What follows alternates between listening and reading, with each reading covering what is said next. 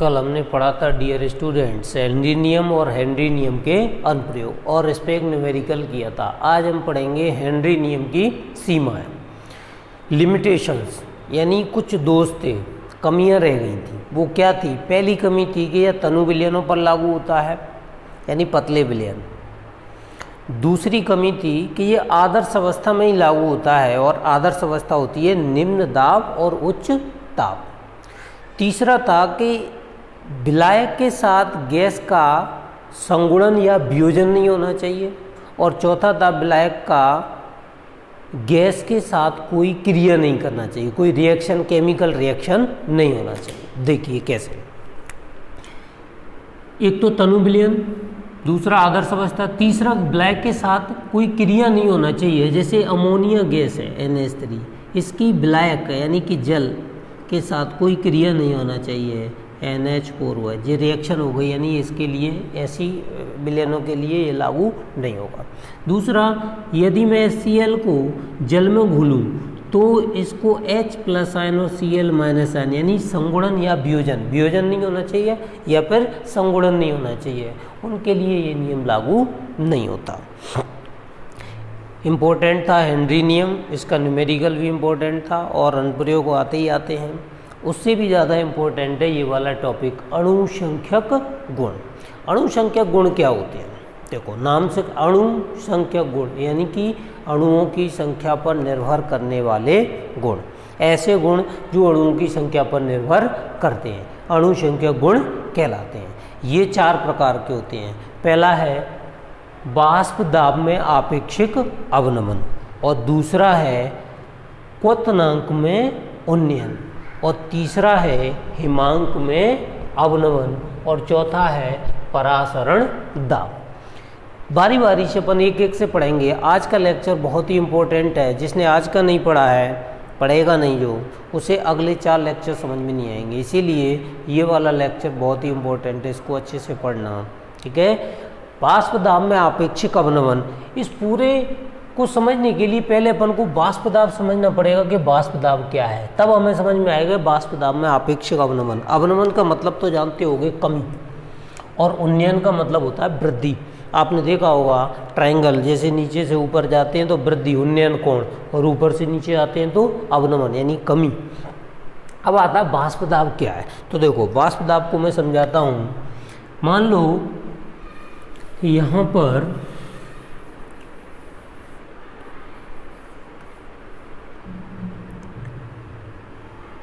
ये कोई पात्र है जिसमें जल भरा हुआ है, प्लस इसमें मैंने ठोस पदार्थ मिला दिया।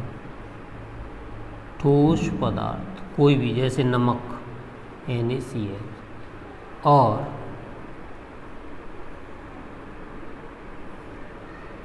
ये बन गया विलयन।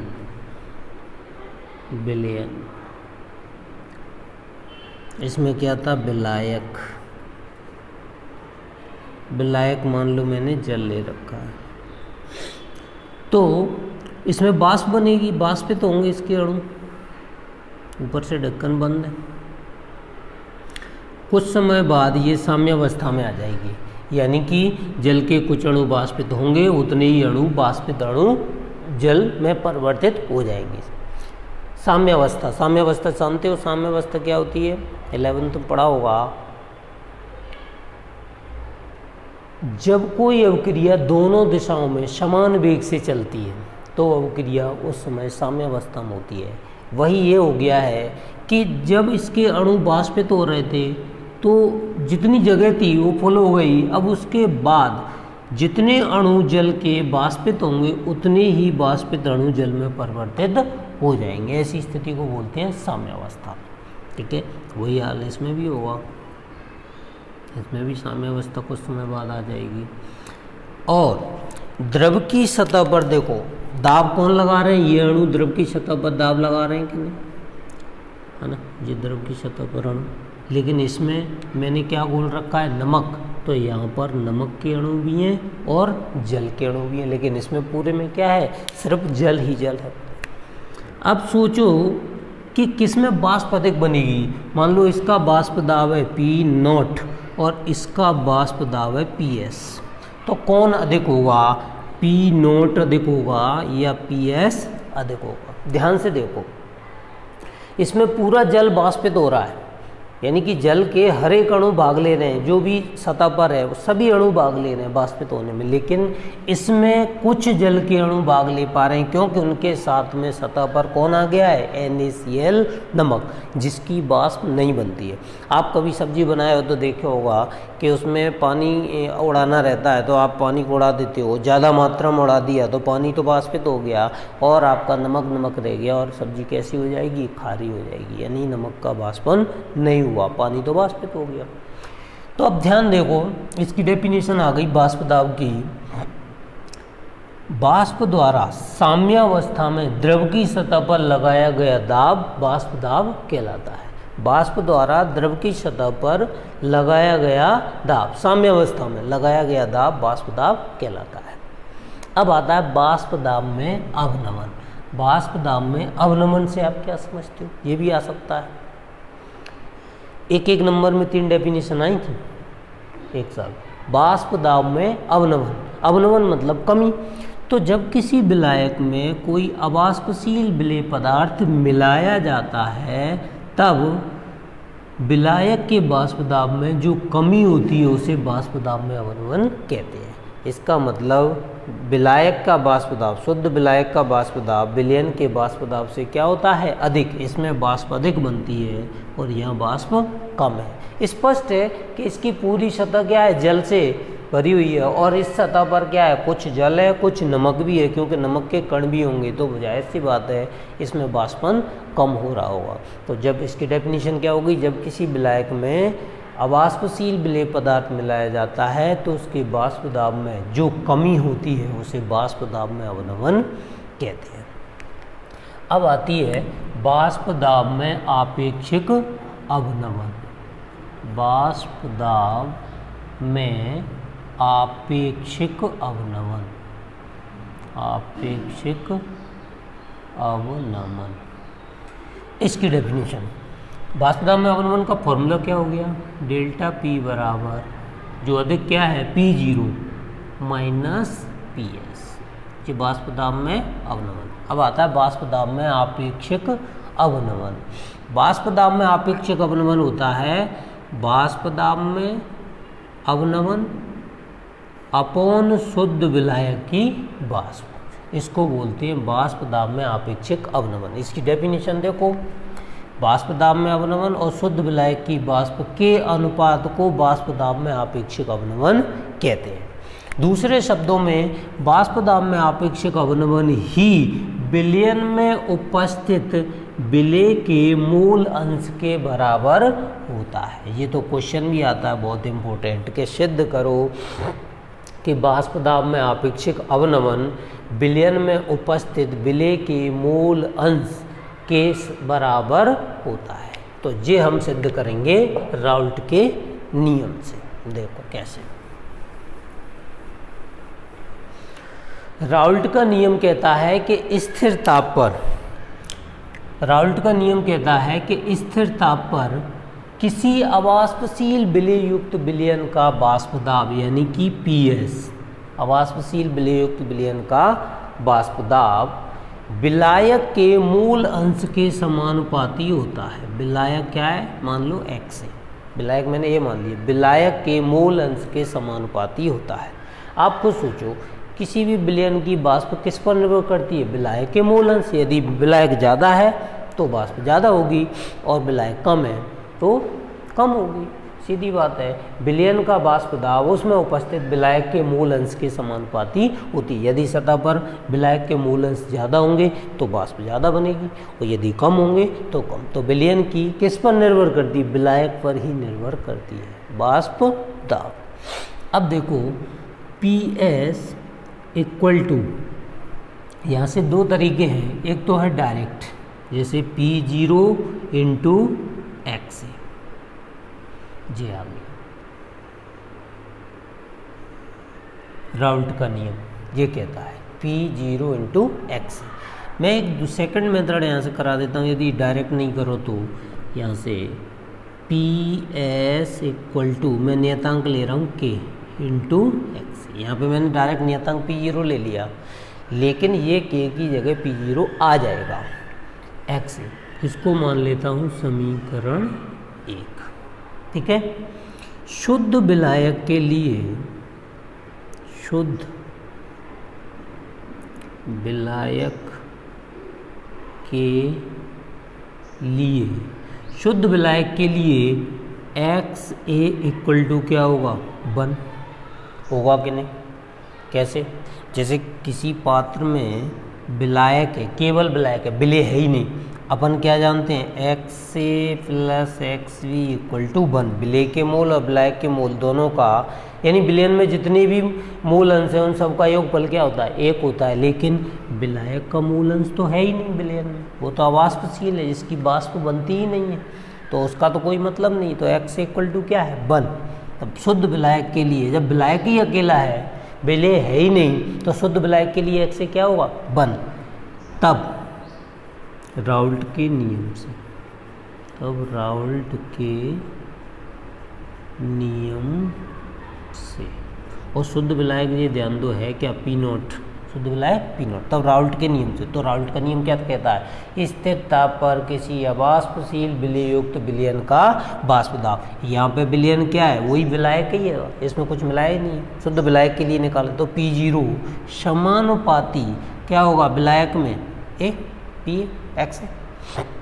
देखो P0 इक्वल टू समानुपाती हटा तो क्या आ गया, के इंटू एक्स ए।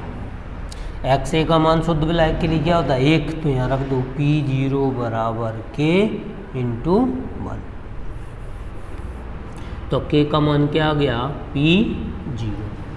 ये मान समीकरण 1 में रखने पर, समीकरण 1 में रख दो तो ये क्या आ गया, P S equal to P0 into x.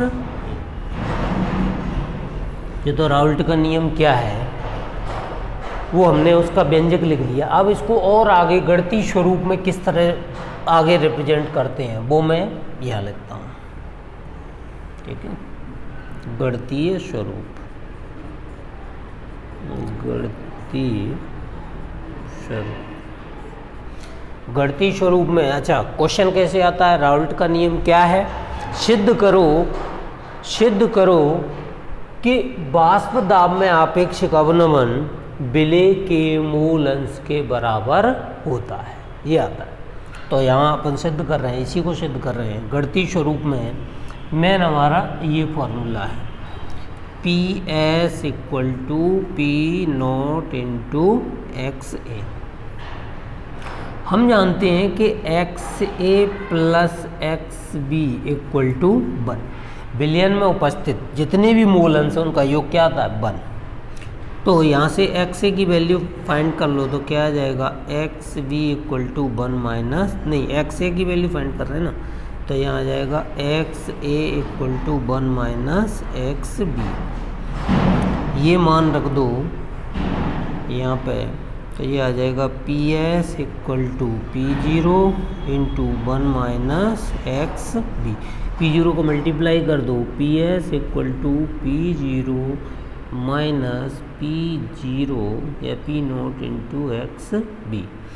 P0 X B को इधर ले आओ, P0 X B equal to, इसको इधर और इसको इधर, तो P0 माइनस पी एस, तो X B equal to P0 minus P S upon P0। देखो ये आ गया, वही सिद्ध करना था। वाष्प दाब में आपेक्षिक अवनमन विलेय के मूल अंश के बराबर होता है। बहुत ही इम्पोर्टेंट है ये राउल्ट का नियम।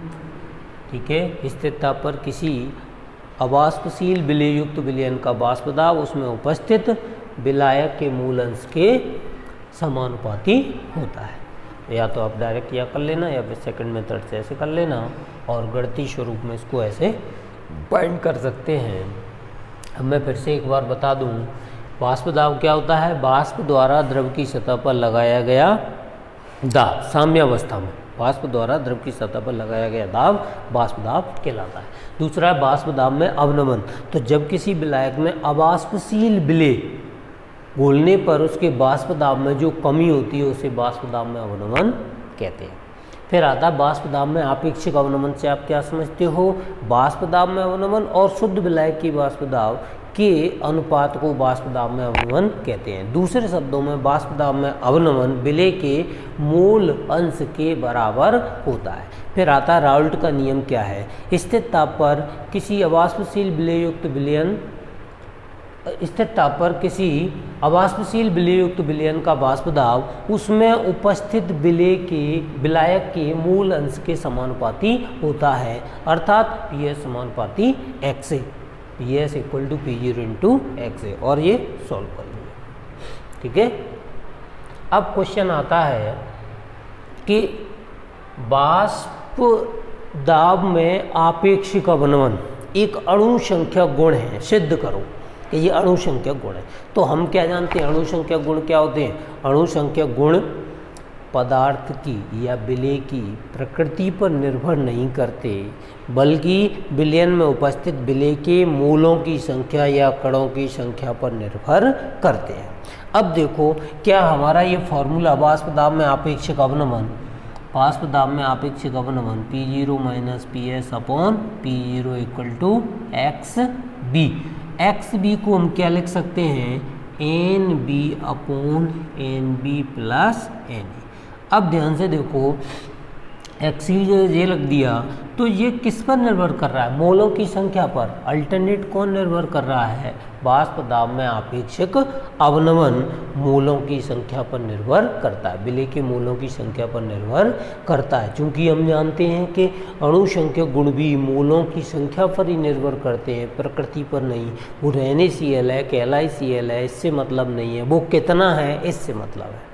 तो जब ये फॉर्मूले से स्पष्ट हो रहा है कि ये मूलों की संख्या पर निर्भर करता है, इसका मतलब ये एक अणु संख्यक गुण है। आगे समझ में? ये टॉपिक हुआ है वाष्प दाब में आपेक्षिक अवनमन, ठीक है। अपन कल पढ़ेंगे क्वथनांक मूल्यांकन, फिर हिमांक में अवनमन, उसके बाद परासरण दाब।